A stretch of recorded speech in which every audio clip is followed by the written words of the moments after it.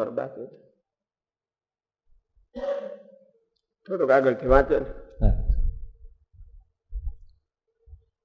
તેમાં એક તો મનને વશ કરવું, જે મનને વિશે અખંડ એવું મનન કરવું જે હું આત્મા છું, દેહ નથી. ને ભગવાનની કથા શ્રવણાદિક જે નવદા ભક્તિ તેને વિશે મનને અખંડ જોડી મેળવું, પણ ક્ષણ માત્ર મનને નવરું રહેવા દેવું નહીં. જેમ કોઈ પુરુષને ભૂત વશ થયો હતો, તે જ્યારે કામ ન બતાવે ત્યારે તેને ખાવા તૈયાર થાય, તેમ આ મન છે તે પણ ભૂત જેવું છે. તે જ્યારે ભગવદ્ ભક્તિમાં ન રાખે ત્યારે અધર્મના ઘાટ ઘડે, ત્યારે એ ભૂતની પેઠે જીવને ખાવા તૈયાર થયું કહેવાય. માટે મનને અખંડ ભગવાનની કથા કીર્તનાદિકમાં જોડી રાખવું, એટલે એ મન વશ થયું કહેવાય. અને બીજો ઉપાય એ છે જે પ્રાણને નિયમમાં રાખવો. તે જેમ ભગવાને ગીતામાં કહ્યું છે જે આહાર વિહાર યુક્ત રાખવો, પણ અતિશય ખાધાની લોલુપતા ન રાખવી. એવી રીતે વર્તે ત્યારે પ્રાણ નિયમમાં થયો કહેવાય. અને પ્રાણ નિયમમાં ન કર્યો હોય તો ખાધાની બહુ મનમાં તૃષ્ણા રહે, પછી અનંત પ્રકારના જે રસ તેને વિશે રસના ઇન્દ્રિય છે તે દોડતી ફરે, ત્યારે બીજા ઇન્દ્રિયો વશ કર્યા હોય તે પણ સર્વે મોકળા થઈ જાય. માટે આહારને નિયમમાં રાખીને પ્રાણને નિયમમાં કરવો. અને ત્રીજો ઉપાય એ છે જે આ સત્સંગને વિશે જેને જેને જે નિયમ કહ્યા છે તેમાં દેહને રાખીને દેહને નિયમમાં કરવો. એવી રીતે એ ત્રણ ઉપાયને જે દ્રઢ રાખે તેને નિષ્કામી વર્તમાન અતિશય દ્રઢ થાય છે. અને એને વિશે એમ ન જયારે વાત કરી તેને ફિટનેસમાં રહેવું. ફિટનેસ એટલે શું? ફિટનેસ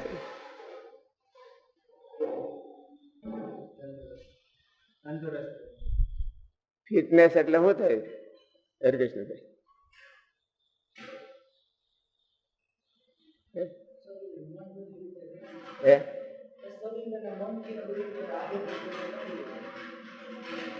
ફિટ રહેવું એટલે તંદુરસ્ત રહેવું કે શું? એમ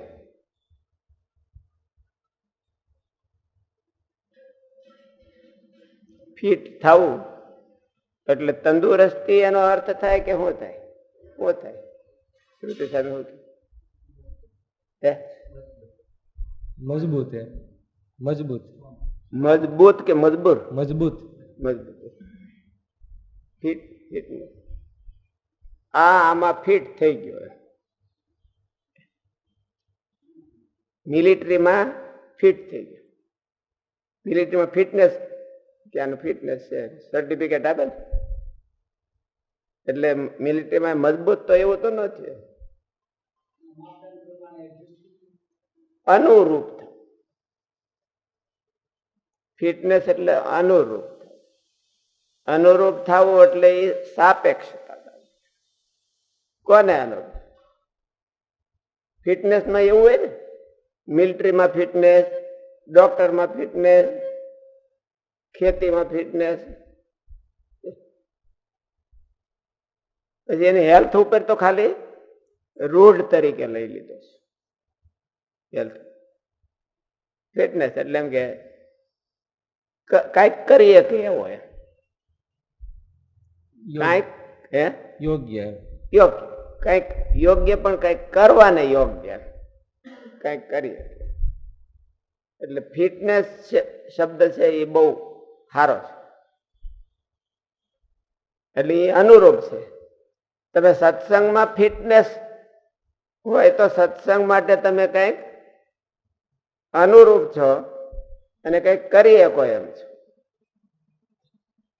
ભક્તિમાં ફિટનેસ એટલે અહીં મહારાજે દેહને રાખીને દેહને નિયમમાં કરો. આમ કે ઓલા દેહને નિયમમાં જે નિયમ કયા છે તેમાં દેહને રાખીને દેહને પ્રવર્તાવી અને દેહને નિયમમાં કરો. દેહને નિયમ દેહમાં સત્સંગની ફિટનેસતા સેટિંગ કરવી. સત્સંગની ફિટનેસ એટલે એમાં બધું આવી જાય. અતિ જો દેહને દમન કરવા મળે તો દેહ નબળું તો પડી જાય, પણ ફિટનેસ ન થાય. અને અતિ ઉન્મત્ત થઈ જાય તો મજબૂત થાય પણ ફિટનેસ ન થાય. ફિટનેસ વયો જાય. કઈ સત્સંગનું કઈ લીલું ન કરે એટલે ફિટનેસ ન રહ્યો. અને તપે બહુ કરે તો સત્સંગનું લીલું ન કરે કઈ એટલે ફિટનેસ વયો ગયો. એટલે સત્સંગને અનુરૂપ દેહને કરે કોઈ પણ વાત. મહારાજની મરજીને અનુરૂપ દેહને કરે. એટલે એમાં દેહ ભાવે ગયો છે. મહારાજની મરજીને અનુરૂપતા આવે ને દેહમાં. ઓલું રતન ટાટાનું ઓલું સાંભળ્યું તો કેવું જોરદાર એમાં. રતન ટાટા કોઈ દી માંદા નથી પડ્યા. 40 વર્ષ ત્યાં સાંજે એક ઈડલી અને એક વાટકી સાંભળ ખાય. માંદા શું કરવાનું નથી પડ્યા. એને બહુ સરસ કીધું. શું કરવા માંદા નથી પડ્યા? એના નાના મગજને એના નાના મગજે એને આદેશ આપી દીધો તારે માંદું નહીં પડવાનું. એટલે મોટું મગજ છે એ ફોલો કરે. મોટું મગજ બીમારી ઘણા પ્રકારની હોય છે. એક માનસિક બીમારી અને એક ફિઝિકલ બીમારી. એટલે માનસિક બીમારી હોય તો એ હાજા ન થાય કોઈ. હવે એને મનમાં એમ થઈ ગયું કે હું માંદો છું તો એ હાજા કોઈ થાય જ નહીં. ડોક્ટર 2-3 જણા ઊંધે માથે થઈ જાય તો આ તો હવળે માથે જ રહે. એટલે ફિટનેસ એ સત્સંગમાં ફિટનેસ. એટલે મહારાજે એને આવું કીધું કે સત્સંગના નિયમમાં રાખી દેહને રાખી અને સત્સંગના જે નિયમ છે હા એમાં કયા છે તેમાં દેહને રાખીને દેહને નિયમમાં કરો. તેને દેહનો નિયમ. દેહમાં ફિટનેસ રાખો પણ સત્સંગનો ફિટનેસ રાખો. એ પૂજા કરવામાં એને કંટાળો ન આવે તો એને ફિટનેસ છે. એને ભગવાનની સેવા કરવી હોય તો બોરિંગ ન થાય તો એ સત્સંગનો ફિટનેસ છે. બોલો ફિટનેસ જતો. સત્સંગમાં નિયમ પાળવા પડે તો એને કઠણ ન પડે તો એ સત્સંગ ફિટનેસ. એટલે સત્સંગના નિયમમાં રાખીને દેહને નિયમમાં રાખો. વિધિ ભાગ છે એ તો નિયમમાં રાખવો એ છે ફિટનેસ. સત્સંગના નિયમમાં રાખી અને નિયમમાં કરવો એટલે વિધિ ભાગ તો નિયમમાં રાખે. એટલે નિયમમાં રાખવો એટલે શું? એનું દમન કરવું નહીં. જેવી રીતે કીધું હોય મહારાજ એ રીતે નિયમન છે. નિયમનનો અર્થ શું? વિધિ રેખાથી બહાર ન જવું. એને સ્ટોપ કરવું એવો નથી એમ. અને ગાડીનો બહુ કંટ્રોલ છે. કોઈ ડ્રાઈવર હોય અને એમ આપણે એમ કહીએ કે આને ગાડીનો બહુ કંટ્રોલ છે એટલે નિયમમાં થયું ને. તો કંટ્રોલરનો અર્થ શું એમ? એ ધારે એમ ચલાવી શકે છે. એ ધારે એટલી સ્પીડમાં ચલાવી શકે અને છતાંય ક્યાંય ટચ ન થવા દે. અથડાય નહીં, ક્યાંય ટચ ન થવા દે, ક્યાંય નિયમમાં નિયમ બારી ન જવા દે. એવી જ વાત અહીં કીધી કે એને 1.5 કલાકમાં પૂગવું હોય તો ટેસ્ટને પુગાડી દે. અમે બેંગ્લોર થી વહેતા થઈ તો બીજો ડ્રાઈવર હોય તો અડધો કલાક વધારે લેવો પડે.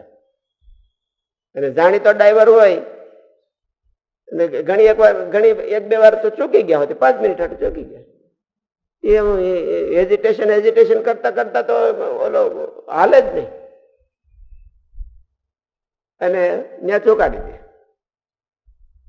એટલે એને ફિટનેસ કીધો છે મહારાજે. દેહને સત્સંગમાં ફિટ રાખવો. સત્સંગમાં ફિટ રાખવો. પૂજા પાઠ પ્રાર્થના, ભગવાનને સંભાળવા, ભગવાનનું ધ્યાન. સત્સંગની જે કોર ક્રિયા છે એમાં એક્સપર્ટ રાખે. ફિટનેસ નો અર્થ એક્સપર્ટ. ડ્રાઈવર છે એને એમ કે ગાડીનો કંટ્રોલ સારો કરે તો એનો અર્થ એવો છે કે ડ્રાઇવિંગમાં બહુ એક્સપર્ટ છે. એટલે દેહને સત્સંગમાં ચલાવવામાં બહુ એક્સપર્ટ થવું, જ્યાં ત્યાં હડાકા મારવામાં નહીં,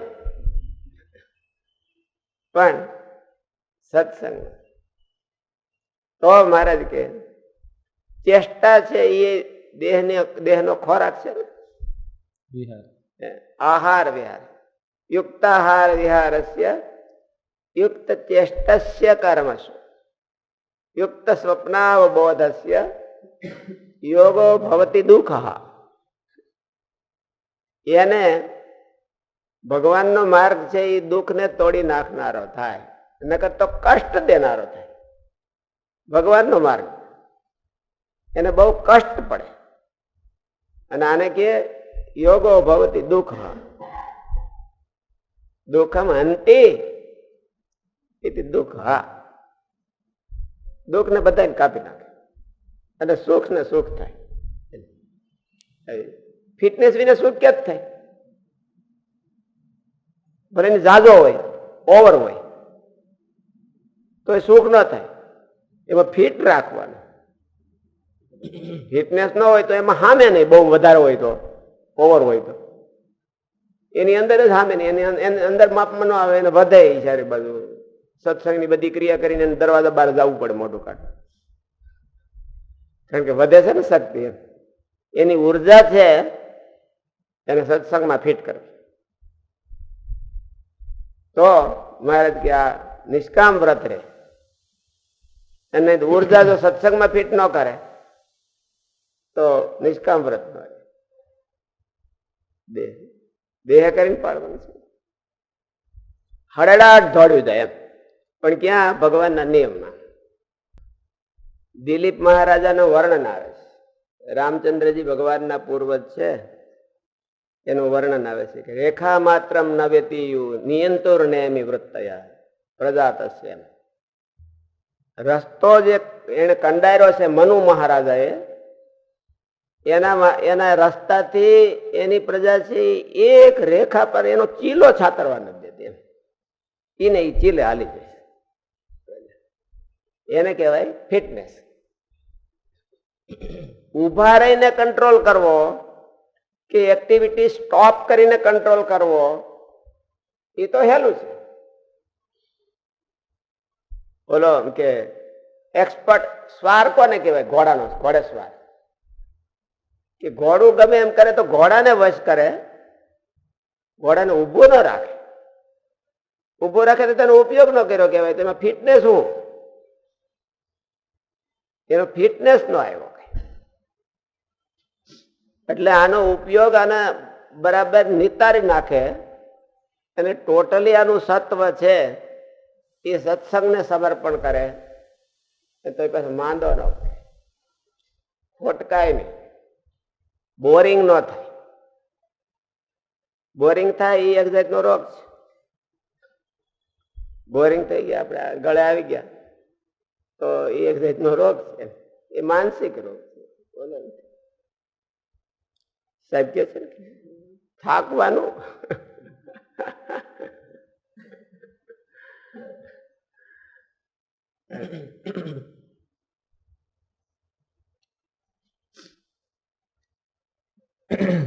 અને ત્રીજો ઉપાય એ છે જે આ સત્સંગને વિશે જેને જેને જે નિયમ કયા છે તેમાં દેહને રાખીને દેહને નિયમમાં કરવો. નિયમ બે પ્રકારના છે. એક તો કંટ્રોલના નિયમ અને એક તો યુઝના નિયમ. યુઝ પણ પૂરો કરે અને કંટ્રોલ પણ પૂરો રાખે. ગાડી બે પ્રકારના, ગાડીનો કંટ્રોલ, ડ્રાઈવરનો કંટ્રોલ બે રીતે વપરાય ને, કે ભાઈ હવે ધીરે ધીરે હાલે ને ક્યાંય અડવા ન દે. પણ હવે જવું હોય 7 વાગ્યાની ગાડીમાં અને સવારે 7 વાગે પુગાડે. આપણે થાળ કરવો હોય બપોરે 11 વાગે અને સાંજે 5 વાગે થાય. જગાડવાના હોય આપણે 3 વાગે અને 7 વાગે જાગે. આ 6 વાગે જાગતો હોય, પણ ઠાકોરજી 7 વાગે જાગે. તો ઓલો તો કંટ્રોલ થઈ ગયો કે હાલો એ કઈ કરતો નથી, બીજું કઈ કરતો નથી, પણ કરવાનું એ કરતો નથી. બીજું કઈ ન કરે એ કંટ્રોલ છે, અને કરવાનું હોય એમાં બધા કરતા આગળ હોય તો બે જાતનો કંટ્રોલ છે. અને ત્રીજો ઉપાય એ છે જે આ સત્સંગને વિશે જેને જેને જે નિયમ કયા છે તેમાં દેહને રાખીને દેહને નિયમમાં કરવો. એવી રીતે એ 3 ઉપાયને જે દ્રઢ રાખે તેને નિષ્કામી વર્તમાન અતિશય દ્રઢ થાય છે. એટલે યોગ સૂત્રની ભાષામાં યમ અને નિયમ બે થઈ ગયા. યમ શું કરે છે? કંટ્રોલ કરે, કંટ્રોલ કરે છે, અને નિયમ કરે છે, પ્રવૃત્તિ કરે છે. એ બે નું વાત મહારાજ આમાં કહી દીધી. અને બે વાત આવી જાય ત્યારે ફિટનેસ કહેવાય. ત્યાં સુધી ફિટનેસ ન કહેવાય. યમ છે નથી કરવાનું, નથી કરતો, પણ કરવાનું એ નથી કરતો તો ફિટનેસ ન કહેવાય. કરવાનું કરે છે પણ નથી કરવાનું હોતે કરે છે તો એ ફિટનેસ ન કહેવાય.